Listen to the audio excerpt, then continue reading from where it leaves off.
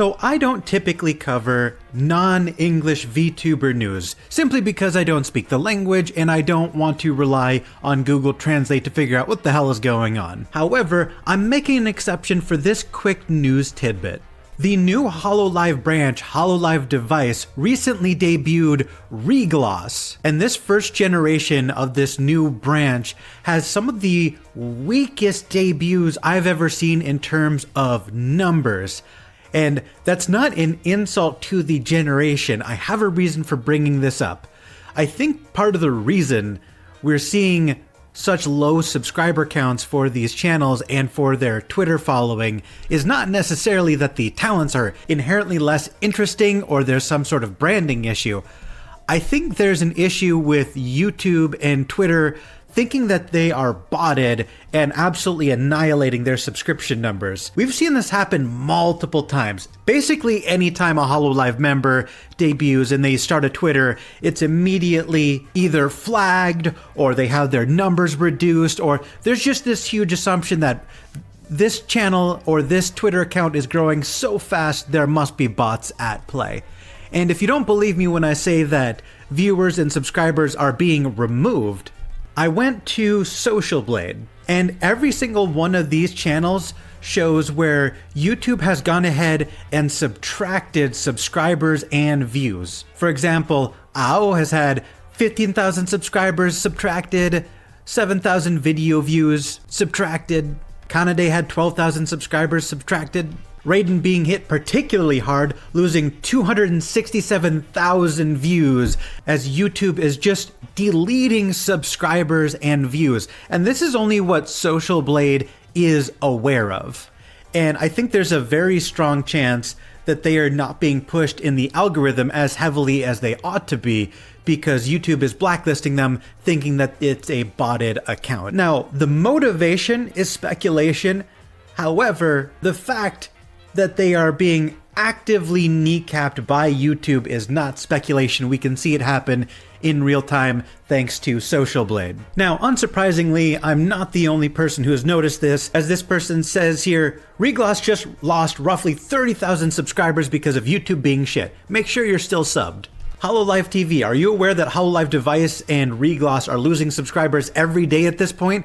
Maybe you should reconsider the debut or contact Team YouTube. It's the 4th time in 3 days right now. YouTube nuked ReGloss's subscribers like they did to Council years ago. Please spread the word. So I just wanted everyone to be aware, if it feels like there's not nearly as much commentary around ReGloss as there ought to be, it's entirely possible that they're being actively suppressed by the algorithm, so you're just not seeing their content when you otherwise would have. So I encourage everyone watching this, if you enjoy JP content, to go out and watch those streams, go subscribe, boost up their numbers. They really need it.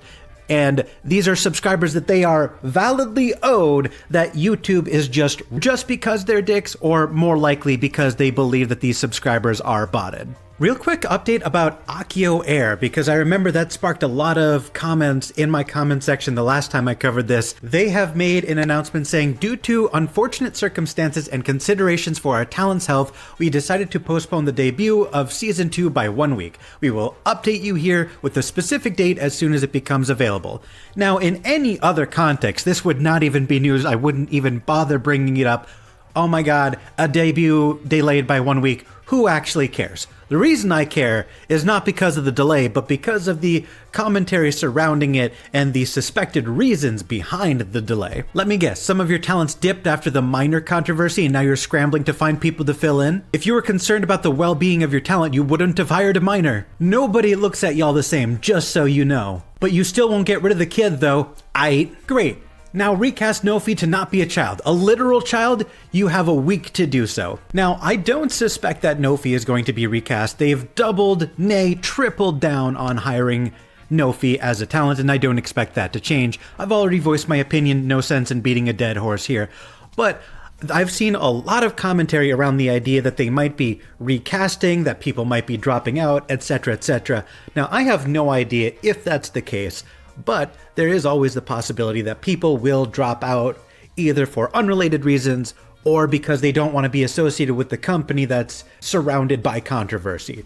So I'm curious to hear what you guys think. Do you think talents are going to be leaving because of this controversy, or do you think this is all warrantless speculation and everyone is overreacting? I'm very interested to hear what you guys have to say about that, because I know that this has been a very intense point of discussion in the community. Now, I know the majority of my audience does not watch Vox Akuma, but I still think this is big enough news to be worth talking about, and that's the fact that he deleted all of his NSFW ASMR content. 17 videos are now hidden.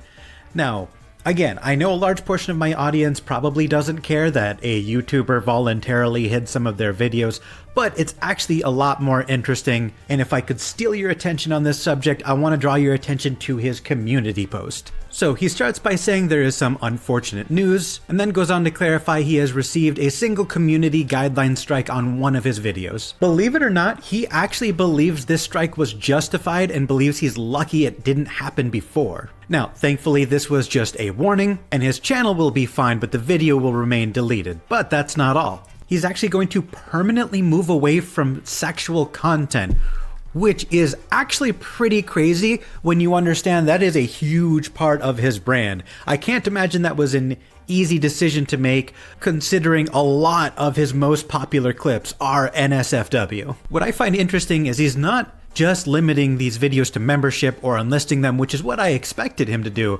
but he believes that they are a risk on his channel as long as they exist, so he's just going to completely nuke them to eliminate that risk. So from his perspective, this is him believing that further videos being removed and further channel strikes are just too big of a risk, so for the security of his channel, he's just going to completely nix all NSFW content. Alright, this next bit isn't necessarily news, but it's still interesting to me, so I decided I'd show it. Shiori was streaming a public domain movie, making commentary about it. It was a fun stream, and then in the middle of her stream, the stream gets bonked for policy violations. I'm assuming copyright.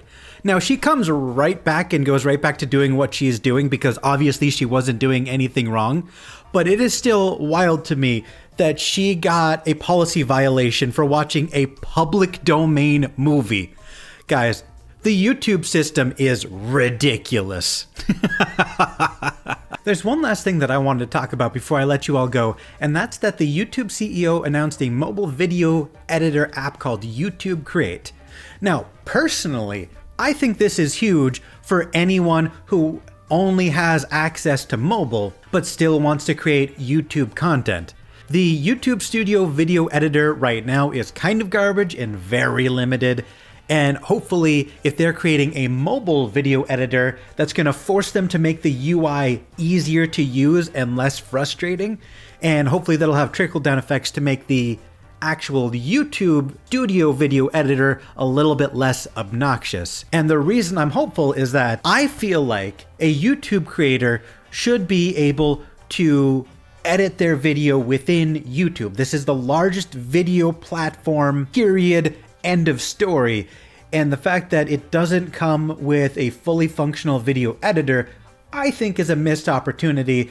I think there's a lot of people who would be creating YouTube videos that simply don't because they can't afford to pay for a video editor and the free ones kind of suck. But to my surprise, this actually got a lot of negative reaction. It will tank too, like shorts, big L. I don't know how making an app to give people more features is an L, but this is what people are saying. CapCut is still better. My guy, it hasn't even been released yet. Give it a chance. Ain't no one using YouTube Create. I don't know. What if it's good? I mean, there's a good chance it won't be, but what if it is? Be optimistic. Come on. Probably have to watch 3-minute ads every time you open the application. People have absolutely no faith in this whatsoever. I don't know. Maybe I'm the idiot for being hopeful. I'm just happy to have more features. Maybe I'm crazy. YouTube in shambles. I mean, I'm not going to read any more comments. I think it's pretty clear what the community thinks about this announcement. I'm really only sharing this because I'm so surprised that a potentially useful feature is being shit on this hard. So, I don't know. I'm just doing a vibe check with my audience. Am I crazy for having hope? Let me know. I'm very curious to hear what you guys think about everything we talked about today. I hope you all enjoyed the video. Bye, guys.